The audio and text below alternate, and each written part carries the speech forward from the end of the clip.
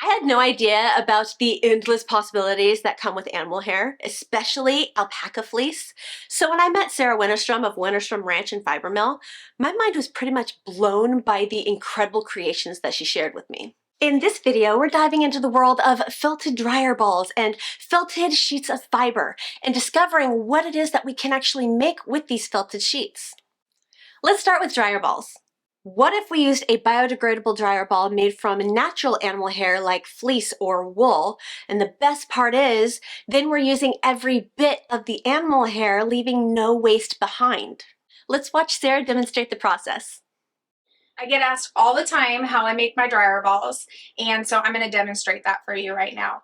What we do is we take the Carter waste or seconds, but in this instance, I'm using Carter waste. If it's clean waste that is dropped off the Carter, which happens to be like guard hairs, smaller cuts of fiber, things that maybe aren't going to go to the finished product of yarn, that drops off. If it's clean enough and free of VM, we keep it, or if the client asks for it back, we give that back to them. But anything that's left in the mill, we use in the center of our dryer balls. So this is, as you can see, clean Carter waste, and we take and make a ball in our hands with the Carter waste.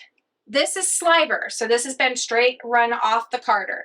We take the sliver and we hold this as tight as we can without breaking the fiber and start rolling it into a ball. And for me, the dryer ball size that I like is usually like a softball size, like a good softball size, because you have to remember that as we felt, our fiber shrinks down. So whatever you start with is not going to be the size of your dryer ball when you finish. So I'm just wrapping, and I like to use the seconds for sliver and add color in, like, to give kind of a marbled look. It just gives it more texture and beauty. And so now we have a ball that's pretty much the size of two of my hands cupped together. And what I'm going to do is I'm going to dip it in the hot water, as hot as you can handle it, and lift it up. And again, just like the felted soap, we're pulsing the water through the fiber. And then I take my Dawn dish soap and just, this has a little bit of water in it to thin it out, and squirt it on the dryer ball. And then I just start kind of moving it in a circular motion in my hands to start that pre-felt. You don't want to be too aggressive at first, or you might get what we call little tails or fiber that doesn't stick to itself. And then you'll have to be figuring out how to smooth that out. So if you're gentle at first and really get some suds going, you'll get a nice pre-felt. And when you see that it's pretty smooth, then you can dunk and squeeze. Now remember, if we're using Carter waste, you might see a little bit of dirt washing out, which is totally fine. That's what we're doing. We're re-washing in the process, and then squeezing out any extra. Lots of dunking, squeezing, pushing your hands together as you're rolling in a circular motion. And you've got a medium tightness to that dryer ball. And then I would take this after making a dozen, throw them in my dryer, let them get a good tight felt to them. Then from the dryer, it goes into the washing machine and back into the dryer after being washed, and that is your finished product. That's how we make our dryer balls here at Winterstrom Ranch. These dryer balls have already been thrown into the dryer and they're ready for their wash cycle. So I'm going to take all these out. So those will get washed. These ones are the ones we just completed and are ready to get their first tumble in the dryer. We'll wait for those to be done. Now back to the cardder machine, where we got little bits of fiber for making our dryer balls. The card machine has many other uses as well, like making bats. A bat is essentially layers of rolled fiber, and there are countless things that we can do with a bat, like use it for quilting or spinning yarn. But in this video, we are exploring how to turn a bat into a felted sheet and all of the possibilities that come with it. Right now what we're doing is we're going to take the bat off of the Carter. This particular drum is heavy, so I like to just take it off right here at the machine. So right now we're just doing a straight cut across, and this particular bat is very thick. Look at all those beautiful colors. We used seconds in here so we can get a variation. Now we're ready to take it to the next machine. There are two different methods for felting a bat into a sheet. There's wet felting and dry felting. Let's start with wet felting, and Sarah can tell us all about the wet felting machine. How we wet felt is we have our wet felting table here, and I am spraying the water all over the table right now. And I'm spraying it up on the top, all the way across. And then I'm also taking the soap solution and I'm spraying the soap solution on the table as well. I'm going to take my bat and as evenly as I can, I'll lay it out on the table. Try to keep it within the parameters of the machine. So we're just spraying it down with the water and then again with the soap mixture. And we want to put enough water that it's really going to soak down to the rest of the fiber. Same with the soap. I also last year played with felting bathroom mats, which I love because alpaca is naturally antibacterial, antimicrobial, and hypoallergenic. And so in our bathroom, it kind of wicks up the water and disperses it so it does not stay wet. So you don't get that musky, mildewy smell either because of the other properties of being antibacterial and antimicrobial. And so it's just, and then it's soft to step out of your bathtub, and it's just all around a really good product. So I would use this machine or even my needle felter to make those rugs.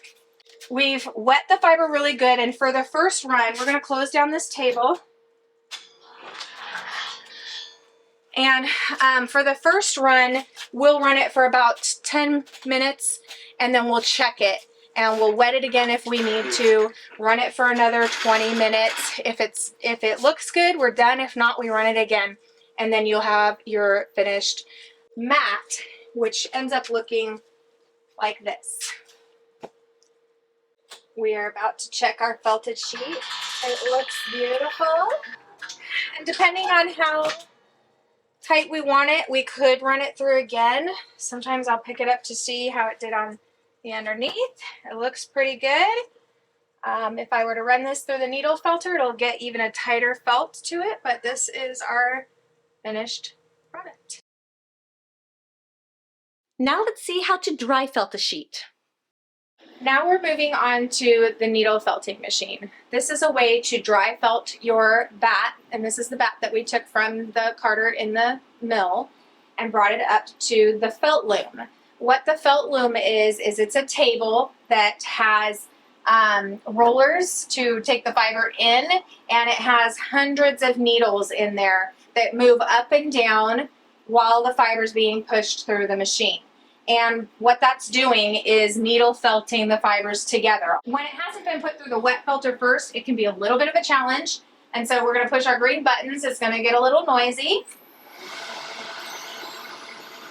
And then we're going to start helping to guide the fiber into the machine.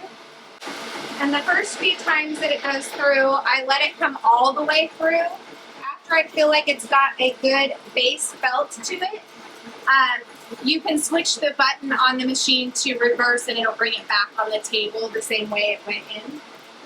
But the fibers are a little too loose to do that right away. And I want to try to keep a good consistent flow. And this is what you might make your bathroom mats out of. This is what we will make our insoles out of after it's been put through a few times.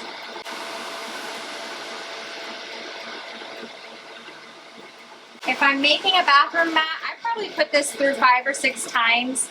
If I'm making insoles, I'll put it through 5 or 6 times, and then I will put each individual insole through several times after it's been cut. If it's a pre-felted sheet, I would only put it through 2 times maybe, because you're going to continue to work with it after. And this is what it looks like when it's done. The process of felting a sheet of fiber is fascinating. Just look how soft the sheet is that I got. Let's watch Sarah transform her sheet of fiber into shoe insoles. And then if you're feeling a little bit artsy, you can create felted art pieces just like Sarah and Wayne's daughter Coral. Isn't she good? So insoles are great for padding in your shoes, but once again, we're bringing in alpaca and we're saying, hey, alpaca fiber is antibacterial, antimicrobial, hypoallergenic. So they're good in your shoes to help combat odor, moisture. It wicks the moisture away and helps to keep your feet dry and clean.